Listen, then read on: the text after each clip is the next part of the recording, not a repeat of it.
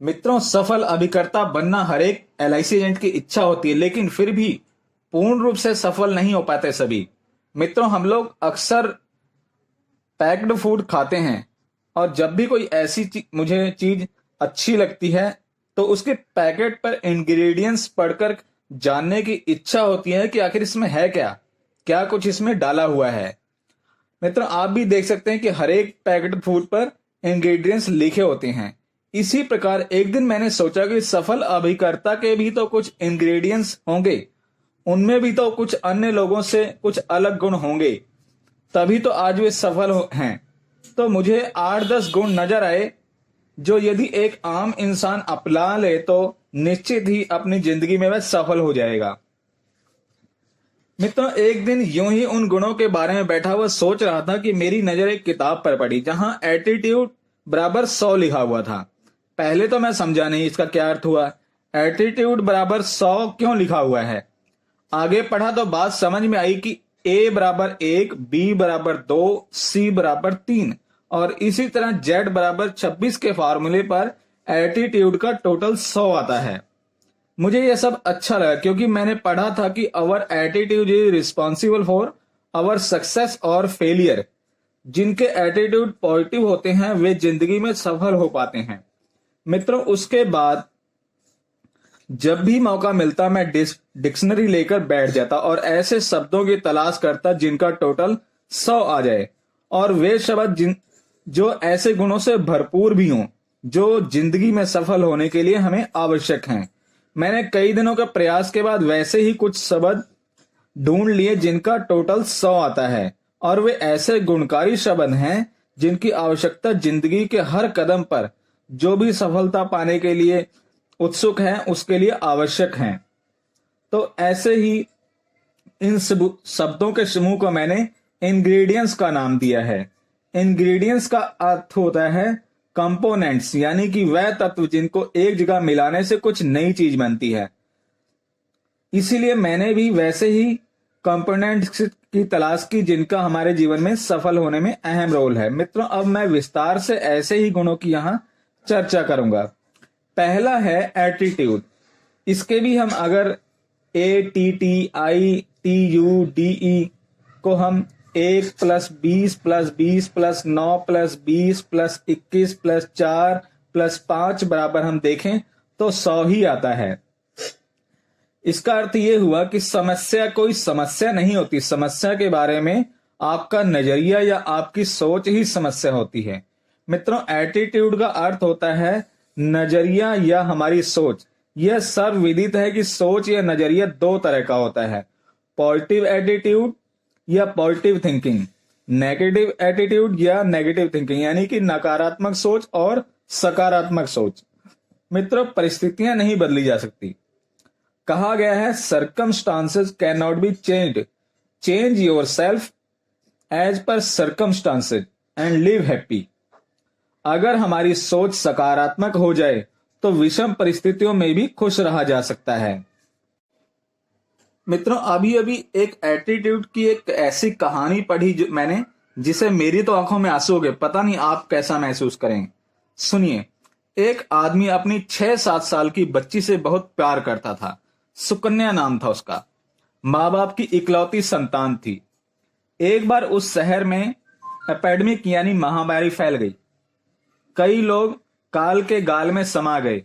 वह बच्ची भी काल के गाल में समा गई, यानी उसकी भी मृत्यु हो गई।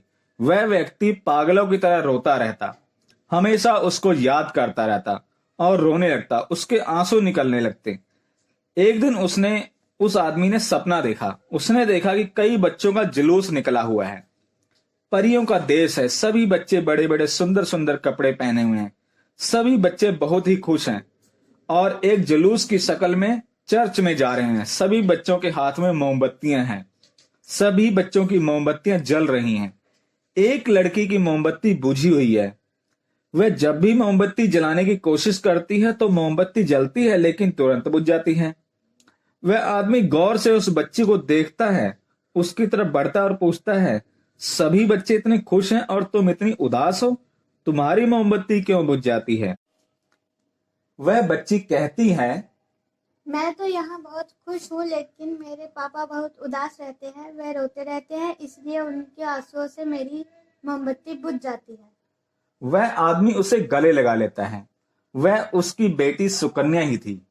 उसके बाद वह व्यक्ति खुश रहने लगता है, कभी नहीं रोता है। मित्रों, वह आदमी जब यह सोच लेता है कि उसकी बेटी उसके रोने से दुखी है, वरना वह तो वहां परियों के देश में है और खुश है, तो उसने रोना छोड़कर होना शुरू कर दिया और वह अब खुश रहने लग गया।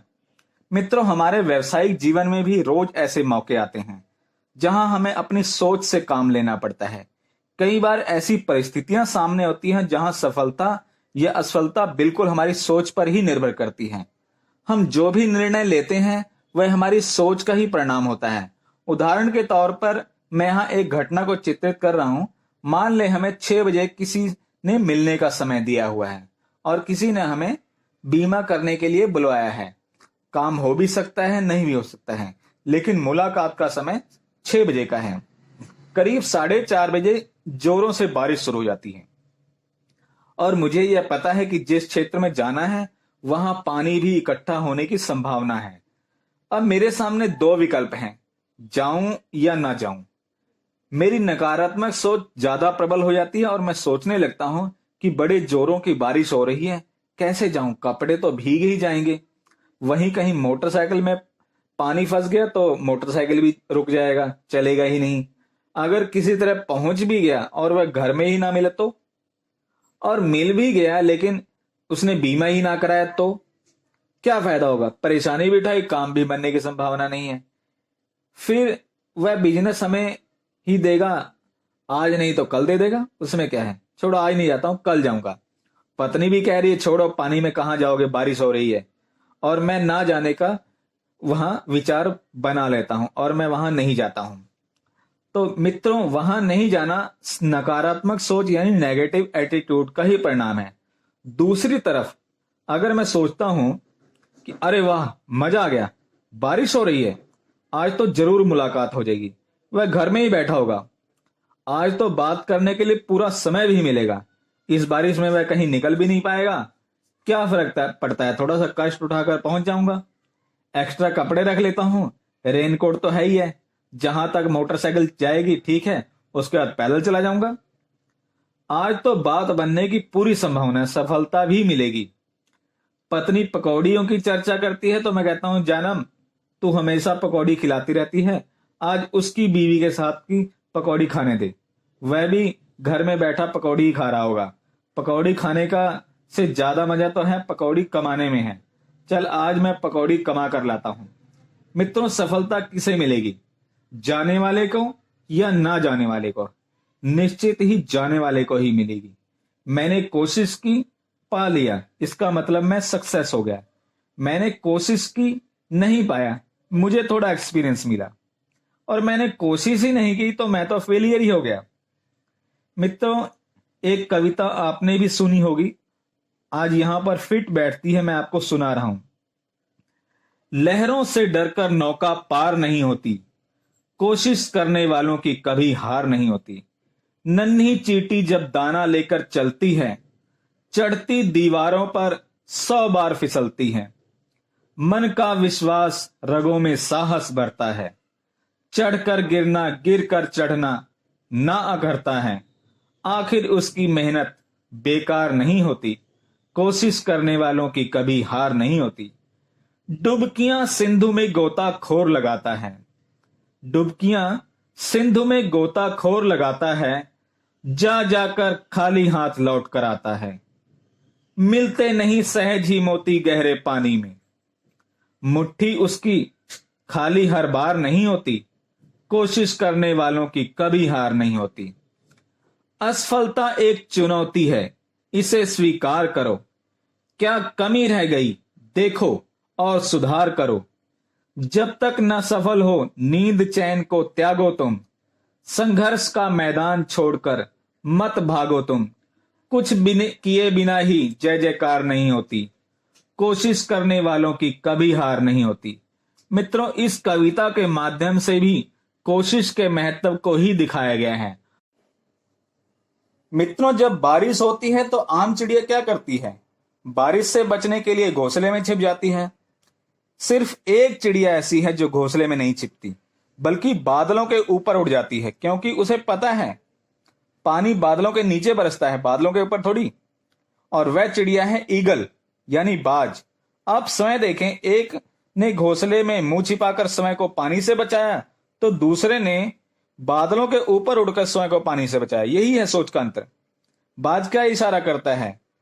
जब कभी तुम पर मुसीबत आए या कोई समस्या आए, तो उस समस्या से भी आगे बढ़कर सोचो। इससे अपनी समस्या छोटी दिखेगी, क्योंकि ऊपर से नीचे की चीजें छोटी ही दिखाई देती हैं। मित्रों, बाज से बहुत कुछ सीखा जा सकता है। बाज में दूसरा गुण होता है कि वह कभी भी हवा की दिशा में नहीं उड़ता, वह सदैव हवा की उल्टी दिशा में उड़ता है। उसका यह गुण संदेश देता है कि जब जीवन में चुनौतियां ना हो, जब तक जीवन में कोई भी चुनौती ना हो, तब तक जीवन में आगे नहीं बढ़ा जा सकता। और हम चुनौतियों से या परिस्थितियों से घबरा जाते हैं। लेकिन बाज का संदेश है, challenge and hurdles are always for progress of life. मित्रों, हमारा एटीट्यूड पॉजिटिव या नेगेटिव कैसे बन जाता है? वे कौन कौन से फैक्टर हैं जिनका हमारी सोच या एटीट्यूड पर सीधा प्रभाव पड़ता है? मैं समझता हूं वातावरण या एनवायरनमेंट का सीधा प्रभाव हमारे एटीट्यूड पर पड़ता है। एनवायरनमेंट हमारे सामने तीन होते हैं: होम, स्कूल और सोशल एनवायरनमेंट। सबसे पहले मैं बात करता हूं घर के वातावरण की। मित्रों, हमारे एटीट्यूड के पॉजिटिव होने या नेगेटिव होने के पीछे अगर कोई जवाबदेह कारण है, तो वह हमारे घर का वातावरण। हम किस परिवेश में पलते हैं, हमारे घर में हमारे माँ बाप की सोच कैसी है, घर के बड़े कैसा सोचते हैं, कैसा व्यवहार करते हैं, इसका सीधा असर हमारी सोच पर भी पड़ता है। मैंने देखा है कि जहां भी माँ बाप या बड़े लोगों की सोच ही नकारात्मक होती है, या बच्चों को बचपन से ही यह नहीं खाना, वह नहीं करना, बाहर मत जाना, भूत रहता है, पकड़ कर ले जाएगा, वगैरह वगैरह बातें कहकर डराया जाता है, वे बच्चे बड़े होकर भी प्राय नेगेटिव और दब्बू किस्म के ही रह जाते हैं। ऐसे बच्चे हमेशा नेगेटिव बातें सोचते हैं, आत्मविश्वास में कमी होती है, कुछ खाने से डरते हैं, अकेले बाहर जाने से डरते हैं। अगर घर में कलह और झगड़ों का वातावरण है, तो बच्चों पर इसका सीधा प्रभाव पड़ जाता है। ठीक इसके विपरीत, जिस घर का वातावरण अच्छा होता है, माँ बाप आपस में प्यार व्यवहार और मृदुल से रहते हैं, घर में अनुशासन रहता है, बच्चा दूसरों को अच्छा व्यवहार करते हुए देखता है, तो वह बच्चा भी मानसिक रूप से स्वस्थ होता है और उसके व्यवहार भी अच्छे होते हैं। उसकी सोच भी सकारात्मक होती है, यानी कि एटीट्यूड भी पॉजिटिव होता है। इसलिए माँ बाप को घर के वातावरण पर जरूर ध्यान देना चाहिए, क्योंकि इसका सीधा असर बच्चे के मन पर पड़ता है और जाने अनजाने बच्चे की सोच भी उसी दिशा में चली जाती है। बच्चों में कभी भी भय का वातावरण नहीं बनाना चाहिए। घर के वातावरण के बाद आती है स्कूल के वातावरण की। मित्रों, स्कूल में ज्यादातर बच्चा ज्यादा समय बिताता है, इसका प्रभाव भी उसके मन में ज्यादा पड़ता है। किस तरह की शिक्षा दी जाती है, किस तरह के सहपाठियों के साथ बच्चे का ज्यादा से ज्यादा समय बीतता है, यह भी एक महत्वपूर्ण कारण है उसके नजरिए में सोच का परिवर्तन का। सिर्फ स्कूल का वातावरण ही नहीं, बल्कि कॉलेज का वातावरण भी मानसिकता पर सीधा असर डालता है। कॉलेज में सहपाठी भी नेगेटिव हो सकते हैं, जिनकी सोच का प्रभाव पूर्णतः तो नहीं, आंशिक रूप से हम पर पड़ता ही है। मित्रों, स्कूल के बाद बात आती है सामाजिक परिवेश की। समाज कैसा है, रीति रिवाज कैसे हैं, ये सोच भी प्रभाव डालते हैं। अंधविश्वासों का भी सोच पर प्रभाव पड़ता है और सोच नकारात्मक हो जाती है। कार्यस्थल पर भी सोच का प्रभाव पड़ता है। सहकर्मी कैसा सोचते हैं, कैसा व्यवहार करते हैं, यह भी हमारे विचारों या हमारी सोच को प्रभावित कर सकता है। मित्रों, धार्मिक राजनीतिक परिवेश का भी प्रभाव हमारी सोच पर पड़ता है। कहने का अर्थ है कि हम जिस तरह के वातावरण में रहते हैं, हमारी सोच उसी तरह की हो जाती है। इसलिए सोच या नजरिए को पॉजिटिव बनाने के लिए स्वच्छ एवं अच्छे वातावरण में रहना बहुत जरूरी होता है। नेगेटिव एटीट्यूड से नुकसान ही नुकसान होते हैं। नेगेटिव एटीट्यूड हमारी कार्य क्षमता को प्रभावित करते हैं। नेगेटिव एटीट्यूड के कारण हमारी उपलब्धियां रुक जाती हैं।